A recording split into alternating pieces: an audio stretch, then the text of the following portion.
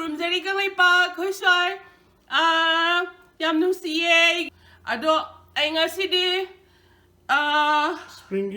Spring ꯍꯧꯔꯦ ꯁꯤ ꯃꯣꯔꯣꯛꯅꯤ ꯎ ꯃꯣꯔꯣꯛ ꯑꯩꯈꯣꯏ ꯃꯤꯇꯩ ꯃꯣꯔꯣꯛ ꯑꯗꯒꯤ ꯑꯩꯈꯣꯏꯒꯤ ꯀꯩꯅꯣꯅꯤ ꯌꯥꯝ ꯅꯞ ꯅꯞ ꯂꯥꯎꯕ ꯃꯥꯏꯔꯦꯟꯅꯤ ꯁꯧꯒ꯭ꯔꯤ ꯌꯥꯝ ꯊꯥꯔꯦ ꯁꯤꯗꯒꯤ ꯃꯇꯣꯟ ꯆꯣꯡꯉꯛꯄ ꯑꯗꯒꯤ ꯑꯩꯉꯣꯟꯗꯒꯤ ꯂꯣꯛꯆꯕꯅꯤ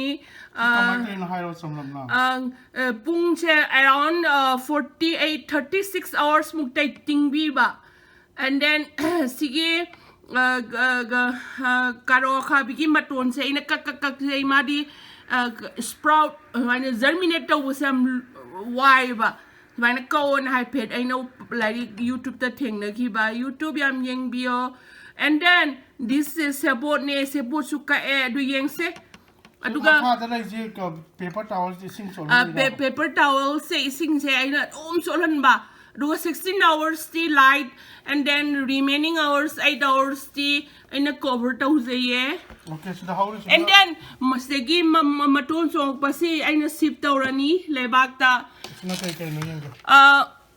masik thabini akhoi kalen thabi ka haina bado akhoi aigi thabi se am nusiba akhoi nembok na pibiram bane mana adagi di aina am sando masik karo khabini and then commencing also commencing mixed downere and then this is sogri is already in hand aina ting khole chongkhale adagi sidagi makhum kupaga thambi ba adu chochot dum la hunba adubo akhoi gi khalai pak di hojik di inga sa very good then moida pullaga asot pada pullaga thambi ba nungsa da indoor gi wani ya kanglai pak di am line germinate to hon ba is very easy tingaga PS pom the kiraga nungsa da thambi da di bar law na moi maton chonga ba matung da aina laibak this saugri ni thabini this is karo khabi and then commencing bani okay all right yam lady atesu okay injalo ngasidia ngasidia kobi managa hajar ga thong jai lapui romba matau jai yongsak sidi akang bani agi naw nu pina kanghalaga pibirak bani ado meite gi handaki yongsak ni ado aina yongsak sinju se yongsak yaudadi aidi khawai songizna khazinga manasinga ngoba ya khazing ne asparagus ne adegi capsicum bell pepper red yam hawre songda sina yam cha akoi mapam chagre yam hawre yep sina kai ko na ba asparagus karo khabi adegi kenoni mithi mana and then phakpaya oi mapa okay yeah akoi ge nga tawum ji yori mane ado moi sai de dia kobi mana se yam phange chai moi su maroina African American sing yam chai am phai ha es kobi mana da sausages kar hapchal lo ladi pork kumba kai kumba lamb kumba hapchal matum mamani hapchal ladi adum haw ngasi di hakchang yam phaw ko ni kobi mana iron hakchang yam phajani yaw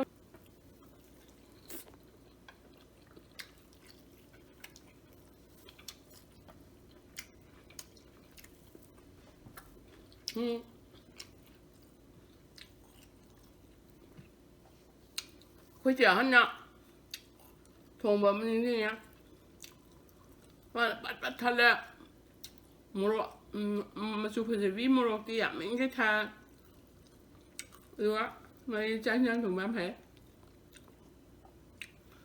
alu ga ma ga mahi nai rap to na iro la ga khoi ne school karam dai da bize ba do hau ji phong ning sing jari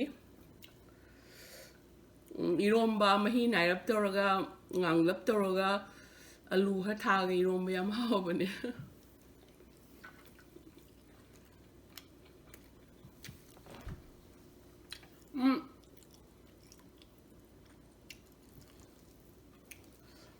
ngangwe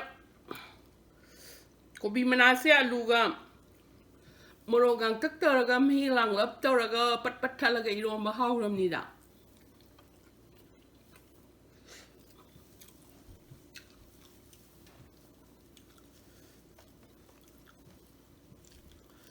mithi manane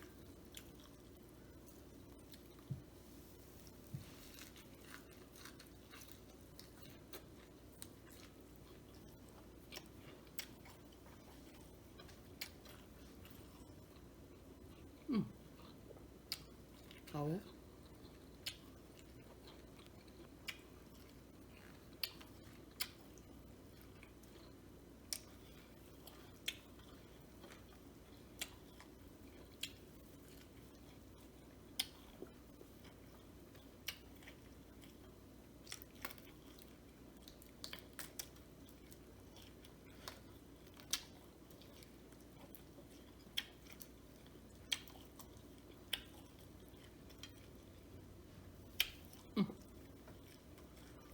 Hot.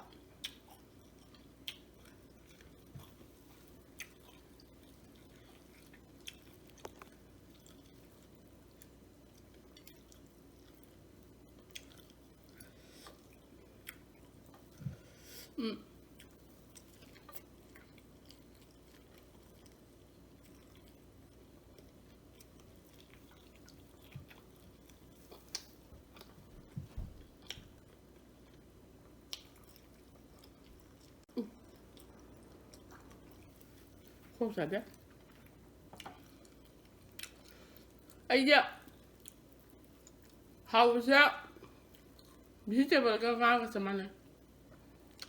Really? Oh yeah.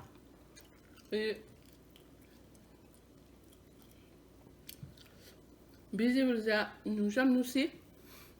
Sadam saninge.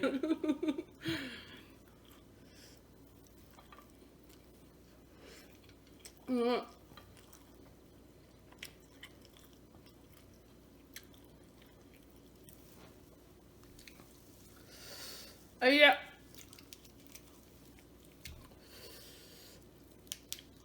Mina kok lo have kuding makot padingam gani?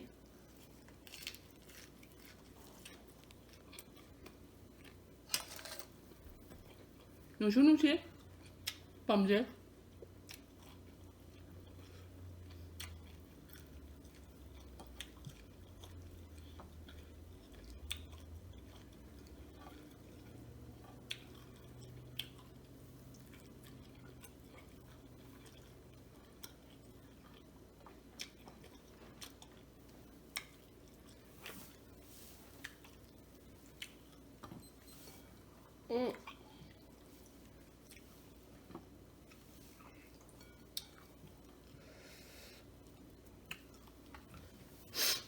Mình xin chào bây giờ hát được cái đám phê hả?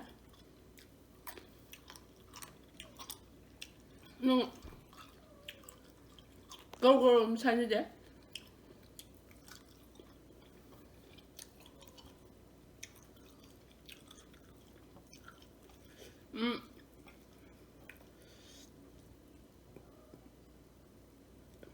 Buku dulu sih. Serum da nini ama ni hum ni di saze. Udah nugen bani na. Hum bani feram ya ha.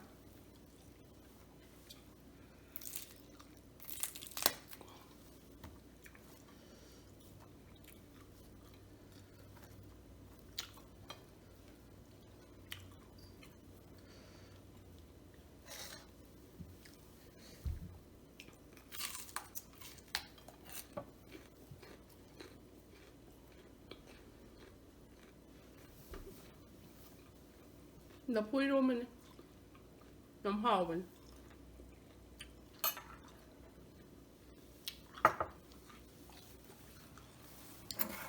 Laku ka manggan ka nang sa. Ay di ka kan sa. Manggan ka. Nó hào mình.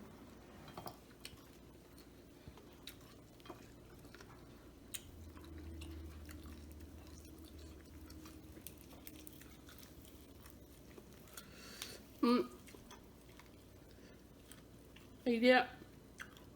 Sakia, sawa mini. Sakura, and then I'm going over that.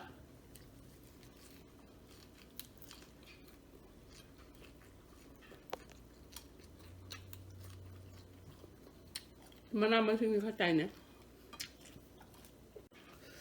As. Kajing dah draw. Kau mau pana? Yang ngau ni ada ngasih dia yang ngau je mana? Kau bapa. How? I ngau pun di kat di head. Jam tak ke? Yeah, spicy would be kat wali nang. I don't want more spicy.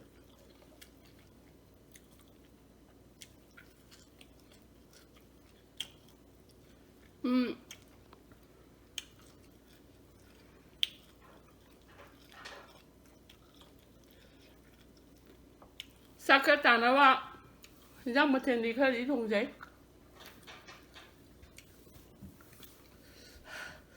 Ada sakit tabra yang gini, tu saksi dia pam sebab How don't break it up? Tell me the kata kah kerana. Tarik tu. Kakak le sidi am. Anu dia. Kami lang ni mul. Saya kira ngaling aja lah pasal nanti ni tiang kan lah punya, berhati kontak je. The Sab is very important. Sam sada ba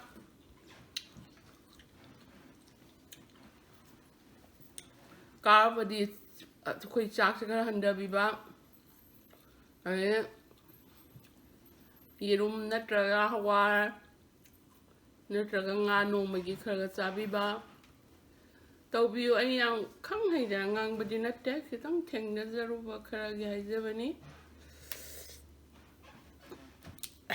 koi ya kang le pak te so yam problem yam lai ro nia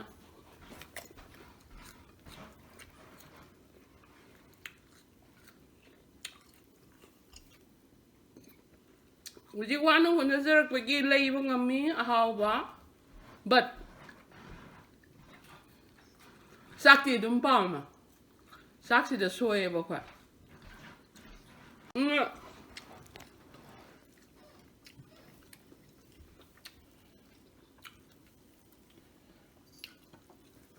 sakti katabi ba ko ju haksang patya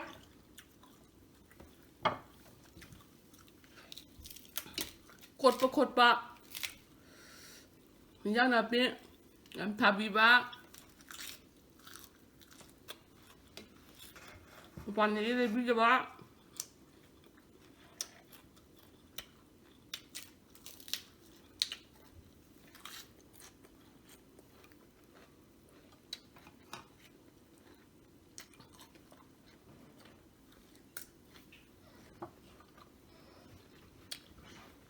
nga chak lai der su hawai ngumba gum tu kha toy na chaw man dani ra hum sabi ba ho dem ba ngong chang pe besa na hum ba ya ma guma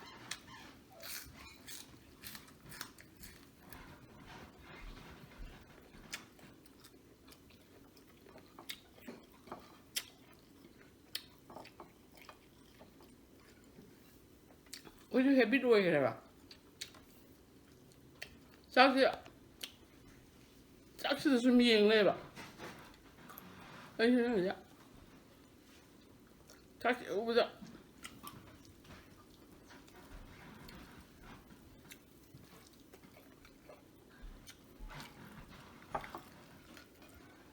ấy ạ khai trình người chúng ta sao cho bạn này thế này vậy làm tôi sao phải chắc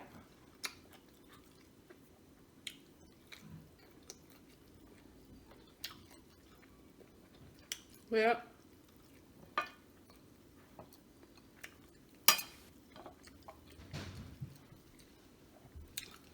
Puki da ngay làm thật đi bị ăn cái tôi bây giờ Hinjang na pi mi wo de le sa doi no.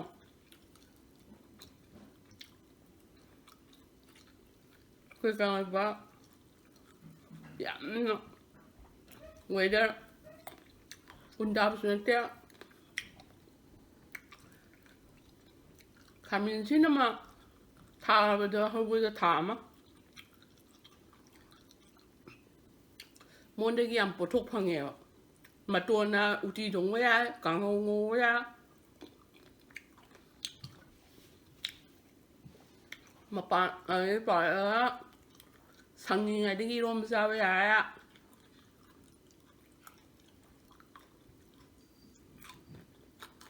Mà đi khách tuông mà.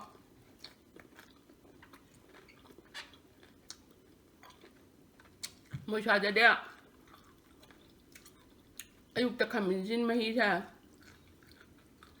Pung seng dok pa hat ta phawa. Kami jin ta kara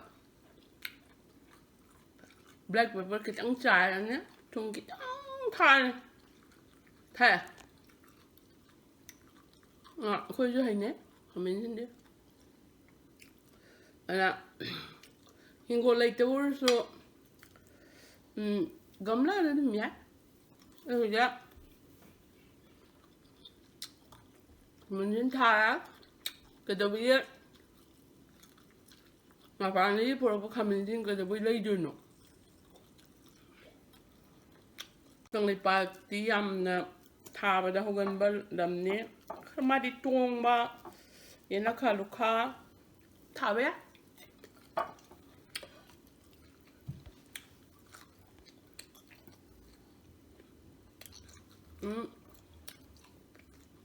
Sakya yang betul apa nanti? Mana mesin yang ada di dalam sana? Brown rice lah. Brown rice itu oinam. Saya cuba tadi jam 4. Kau dekal le oinam. But Aku kerja soal dia hau.